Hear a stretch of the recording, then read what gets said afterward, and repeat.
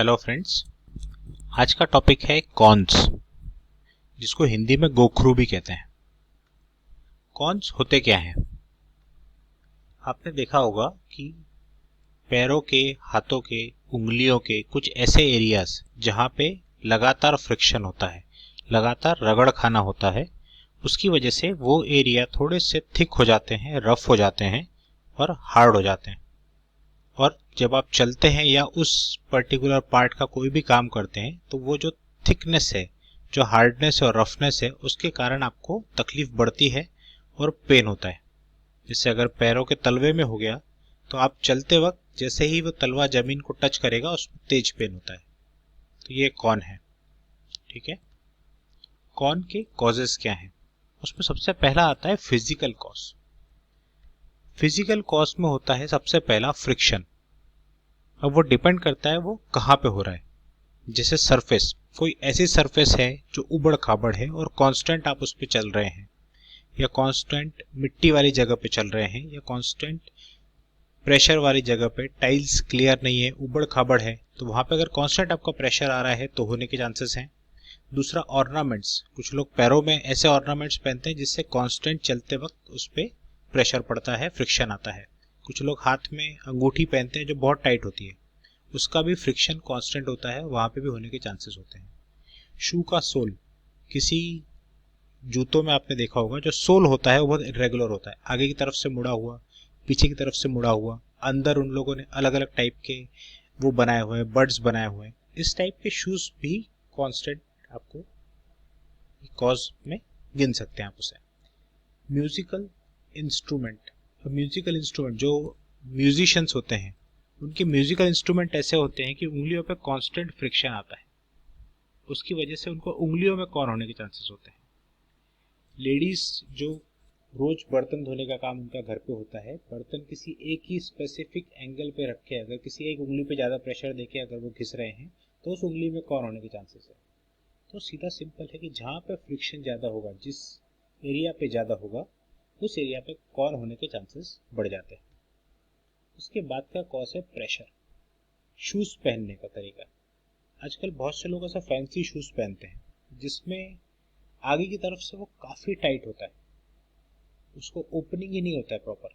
तो आगे की दोनों उंगलियां, अंगूठा और सबसे आखिरी वाली उंगली, ये अंदर की तरफ कर्व हो जाते हैं, तो वहां पे कांस्टेंट फ्रिक्शन और प्रेशर बनता है, जिसकी वजह से कॉन्स होते हैं। और पैरों में जैसा हमने बात किया था ऑर्नामेंट्स, वो भी प्रेशर ही पैदा करते हैं, जिसकी वजह से आगे जाके कॉन होते हैं। ठीक है। ये देखिए, ये भी एक बहुत बड़ा कारण है। हील्स, इस टाइप के अगर आप हील पहनते हो और इससे लॉन्ग स्टैंडिंग करते हो, काफी देर खड़े रहते हो, तो पूरी बॉडी का जो प्रेशर है आपका, वो सीधे आगे वाले पंजों पे आ जाता है। तो जब वो आगे वाले पंजों पे आता है तो पूरी बॉडी का वेट आने की वजह से वहां पे जो प्रेशर है, प्रेशर कई गुना बढ़ जाता है। और उसमें अगर फ्रिक्शन होता है तो आप देखेंगे कि आगे वाली उंगलियों के ठीक नीचे कौन आ जाएगा। ठीक है। इसलिए long standing with high heels is not recommended, बिल्कुल भी एडवाइजेबल नहीं है। ठीक। कौन बनते क्यों है?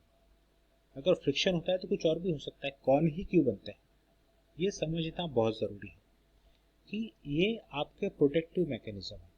अगर आपकी बॉडी उस एरिया को थिक करके वहां पे कौन नहीं बनाएगी, तो वो जो डीपर इंजरी, जो आप कांस्टेंट फ्रिक्शन हो रहा है ना, वो अंदर जाके कोई डीप इंजरी भी कर सकता है, नसों को इंजर कर सकता है, नर्व्स को इंजर कर सकता है, आपको मसल्स को परमानेंटली डैमेज भी कर सकता है। इसलिए ये बॉडी एक तरीके से मैकेनिज्म, प्रोटेक्टिव मैकेनिज्म है कि आपको फर्दर इंजरी ना हो। तो उस एरिया को थिक कर दिया, और वो थिक होने के बाद में आपको पेन तो करेगा लेकिन आपको डीपर इंजरी से बचाएगा।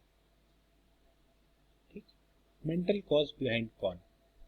अब हम इसमें मेंटल कॉज की बात क्यों कर रहे हैं? आपने देखा होगा बहुत सारे लोग उस टाइप के टाइट शूज पहनते हैं, लेकिन सबको तो कॉन होता नहीं। बहुत से लोग हाथ में सालों साल अंगूठियां पहनते हैं, उनको कॉन नहीं होता। बहुत से लोगों का चलने का तरीका, फ्रिक्शन होने का तरीका, बर्तन धोना, सब डेली बेसिस पे होता है, पर उनको कौन नहीं होता। तो कौन जिनको होता है उनमें कुछ तो बात अलग होगी जो बाकी लोगों में है, उनके पीछे मेंटल कॉजेस होता है। होम्योपैथी ये मानता है कि हर एक बीमारी का कारण सिर्फ शारीरिक नहीं होता, उसके पीछे मेंटल कॉज होना भी उतना ही इम्पोर्टेंट है और होता ही है। देखिए मेंटल कॉजेस कैसे होते हैं कॉन के पीछे।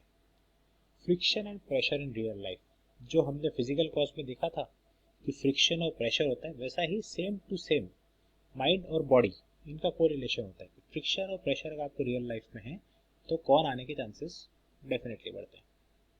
जैसे लॉट ऑफ रेजिस्टेंस, हमने उसमें भी देखा था कि आप कांस्टेंट फ्रिक्शन होता है और आप रेजिस्ट करते हो। अगर कोई इमोशन है जो आपको चाहिए कि इस तरीके से तो होना चाहिए, वो उस तरीके से नहीं हो रहा है, तो एक फ्रिक्शन पैदा होता है आपके अंदर, एक रगड़ पैदा होता है। और वो रगड़ मेंटल लेवल पे दिखता है। उसके साइंस कैसे दिखते हैं, वो पर्सन जो है अपने आप को सबसे अलग कर लेगा और खुद को एक प्रोटेक्टिव शीट में डाल देता है। जैसे कॉन के केस में फिजिकल कॉज में हमने देखा था कि फ्रिक्शन अगर होता है तो वहां पे एक थिक लेयर बन जाती है आपको बचाने के लिए। सेम ऐसा ही वो इंसान जब फ्रिक्शन फेस करता है तो वो खुद को बचाने के लिए ऐसी चीजें करेगा जो पब्लिक को नॉर्मल नहीं लगेगी। जैसे दूसरों से कम बात करना, जल्दी गुस्सा हो जाना, छोटी छोटी बातों पे चिढ़ जाना, सबसे अलग चले जाना। तो ये एक तरीके से प्रोटेक्टिव मैकेनिज्म वो बना रहा है फ्रिक्शन और प्रेशर हैंडल करने के लिए, राइट। तो ये मेंटल कॉजेज है। How to resolve con and prevent recurrence, आपको कॉन कैसे रिजॉल्व करना है और उसको पलट के आने से कैसे रोकना है। सबसे पहले तो जो फिजिकल कॉज हमने बात किया वो हटाइए। अगर आपका शूज प्रॉपर नहीं है, आगे की तरफ से कर्व्ड है या कुछ जगह पे काफी ज्यादा टाइट है, तो बदल दीजिए। थोड़ा सा ढीला पहनना अच्छा होता है, भले ही वो दिखने में बहुत अच्छा नहीं लगे लेकिन आपके पैरों के लिए बहुत अच्छा है। ऑर्नामेंट्स, अगर टाइट ऑर्नामेंट्स हैं आपको तकलीफ दे रहे हैं, उसे रिमूव कर दीजिए, दूसरे पहनिए या मत पहनिए। फ्रिक्शन के कॉजेज देखिए, किस चीज़ से हो रहा है। आप कोई म्यूजिकल इंस्ट्रूमेंट बजा रहे हैं कॉन्स्टेंटली, तो उसको आप कुछ पहन के बजा सकते हैं क्या, उसके पोजीशन में चेंज कर सकते हैं क्या, वो देखिए। हील्स तो टोटली अवॉइड करना है। हील पहनेंगे तो कितनी भी अच्छी पहन लो, फिर आप उसका जो प्रेशर पॉइंट का हमने बात किया था उससे तकलीफ तो आना ही आना है। उसके बाद रिमूव द मेंटल कॉजेज, हमने कहा था मेंटल कॉज भी हटाइए। सबको नहीं होता है, क्योंकि जिन लोगों में मेंटल कॉजेज होते हैं उनमें फिजिकल कॉजेज भी आने के चांसेस बढ़ जाते हैं, जल्दी आते हैं। तो जो भी मेंटल फ्रिक्शन आपको हो रहा है उसके पहले जड़ तक जाइए, एग्जैक्ट कारण ढूंढिए, क्या कारण है, और उसको ठीक करने का देखिए। अपनी बातें किसी से शेयर करिए, जो जिस पर आप भरोसा कर सकते हैं उससे बात करिए। आपके जो इमोशंस है अपने तक नहीं रखें, उससे बाहर निकालें और शेयर करें।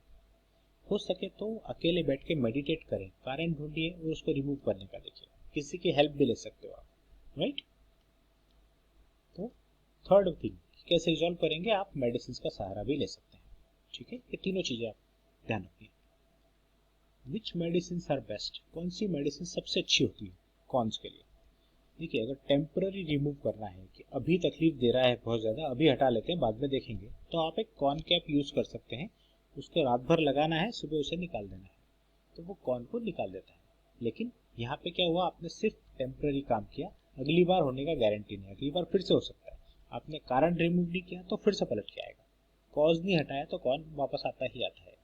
तो अगर कॉज पे काम करना है तो आपको रिकरेंस बचाने के लिए, बार बार नहीं होने के लिए, होम्योपैथिक मेडिसिन का सहारा लेना चाहिए। तो यहाँ पे भी ऐसा नहीं कि होम्योपैथिक मेडिसिन कोई भी ले लिया, कहीं पढ़ लिया और कोई होम्योपैथिक मेडिसिन ले लिया, ऐसा नहीं है।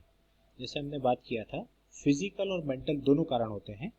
तो आपको लोकेशन के ऊपर, आपके मेंटल कारण के ऊपर, आपके फिजिकल कारण के ऊपर से एक स्पेसिफिक मेडिसिन आपके लिए निकाली जाती है और वो मेडिसिन आपको दी जाती है। तब जाके वो कॉन का रिकरेंस नहीं होता, बार बार पलट के आपको नहीं आता, करेक्ट। तो इस बात का ध्यान रखिएगा। तो आपको अगर मुझसे ट्रीटमेंट करना है तो आप वीडियो के डिस्क्रिप्शन में जाइए, वहाँ पे एक ईमेल आईडी है, वहाँ पे आप मेल करके अपने सारे कंप्लेंट्स बता सकते हैं, हम आपको कांटेक्ट करेंगे वापस। ओके, तो आज का वीडियो इतना ही। Have a good day.